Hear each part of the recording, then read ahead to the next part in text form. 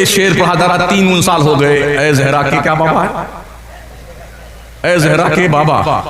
ہاں اب ایک مفتی صاحب کو بھوت سوار ہوا ہے، مفتی صاحب کو بھوت سوار ہوا ہے، ناجائز حرام اور کفر تک لگا ڈالا پورے واٹس ایپ کی دنیا میں کہ جتنے لوگوں نے اب تک یہ شعر پڑھا سب پر توبہ لازم ہے، سب پھر سے کلمہ پڑھیں. جنگلی پہ نہیں یار، جنگلی پہ نہیں یار. 3 سال میں ہندوستان میں رہتے ہوئے آج انہیں خبر لگی ہے کہ یہ شعر پڑھا جا رہا ہے. درجنوں مفتیان کرام نے اس کے جواز کا فتویٰ دی. علامہ مفتی الشاہ الحاج محمد نظام الدین صاحب قبلہ رضوی دامت فیضکم العالیہ نے آن ریکارڈ اس کا جواب دیا، بلا شبہ یہ کہنا جائز ہے. بسم اللہ الرحمن الرحیم. سب سے پہلی بات تو مفتی اختر حسین علیمی صاحب نے یہ کہا ہے کہ یہ شعر پڑھنا کفر ہے اور پڑھنے والے تمام کے تمام لوگ کافر ہیں اور سننے والے لوگ بھی کافر ہیں. یعنی اس طریقے سے جھوٹا الزام لگایا جانا یہ کس حد تک صحیح ہے؟ آپ ذرا غور تو کریں کہ منبر رسول پر بیٹھ کر اس طریقے سے ایک جید عالم دین کے خلاف جھوٹی باتیں پھیلائی جا رہی ہے. مفتی اختر حسین علیمی صاحب نے بس اتنا کہا ہے کہ یہ شعر پڑھنا جائز نہیں ہے.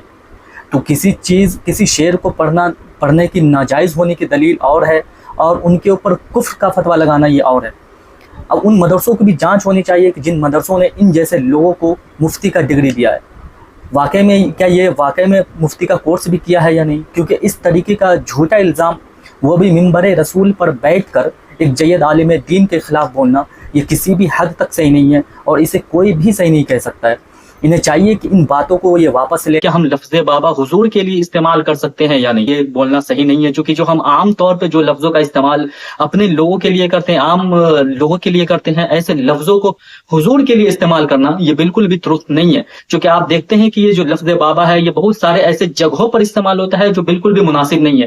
جیسے بابا کا ڈھابا ہو گیا، ڈھونگی بابا ہو گیا، اس طریقے جگہوں پر لفظ بابا کا استعمال کیا جاتا ہے. اور یہ لفظ اگر ہم نعت میں استعمال کریں تو آپ سمجھ سکتے ہیں کہ ہم حضور کے لیے اس طرح کا لفظ استعمال کر رہے ہیں، جبکہ قرآن کہتا ہے یا ایھا الذین آمنوا لا تقولوا رائنا وقولوا انظرنا. اے ایمان والو جب تم میرے نبی سے سوال کرو تو رائنا مت کہو بلکہ انظرنا کہو.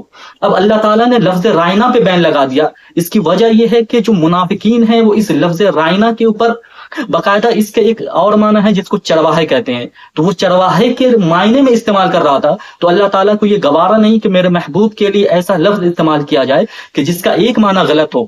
تو ایسے لفظ جبکہ صحابہ کرام اس لفظ رائنا کا جو معنی ہے وہ رعایت کے میری طرف دھیان دینے کے مقصد سے استعمال کر رہے تھے، لیکن اللہ تعالیٰ نے اس لفظ رائنا پہ روک اس لیے لگا دی کیونکہ جو منافقین ہیں وہ اس لفظ رائنا کو غلط معنی میں استعمال کر رہے تھے. تو ایک ایسا لفظ کہ جس کا ایک معنی غلط ہو، اللہ تعالیٰ کو یہ گوارا نہیں کہ میرے حبیب کے لیے وہ لفظ استعمال کیا جائے.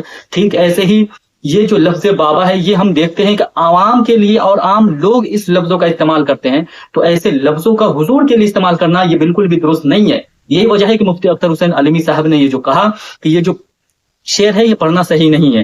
باقی انہوں نے نہ ہی مفتی نظام الدین مصباحی کے خلاف کوئی بات بولا، نہ ہی مفتی نظام الدین مصباحی جو ہے وہ مفتی اختر حسین علیمی صاحب کے خلاف کچھ بات بولے. لیکن یہ وہ لوگ ہیں جو اسٹیج پر آ کر آپس میں اختلافات کو ہوا دے رہے ہیں. ہمیں چاہیے کہ ہم ایسے لوگوں سے دور رہیں اور ایسے لوگوں کو اپنے جلسہ و جلوس سے بھی دور رکھیں تاکہ آپس میں اتحاد اور اتفاق قائم رہ سکے.